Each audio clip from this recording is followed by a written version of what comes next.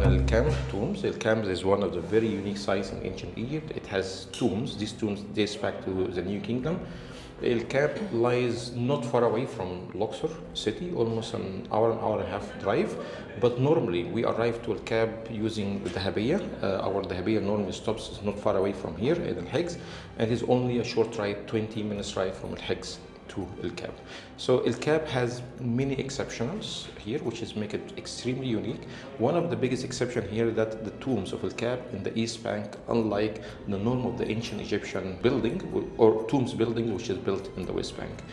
Also, one of the important attractions here is the big city, which is built in south of Egypt as early as prehistory, even before the unification of Egypt.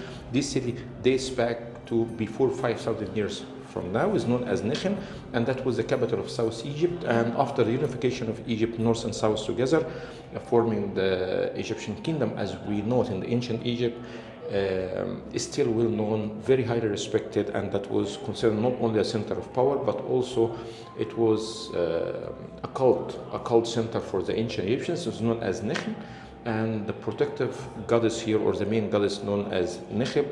And Necheb, that was the vulture goddess, which is known as a protection goddess for the temples and tombs of Egypt.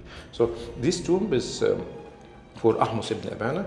Ahmose ibn Abana, he is one of the most famous army generals, or more specific, navy generals in ancient Egypt, and he is very proud and showing and introducing his history to his son, which is actually his eldest son, is standing before him. And before Ahmose ibn Abana, a long text which is considered the most valuable and one of the most important texts for the documentation of the battles or the fights between the Egyptians and the Hyksos in the liberation battles led by the Egyptian army against the Hyksos who invaded Egypt before the New Kingdom.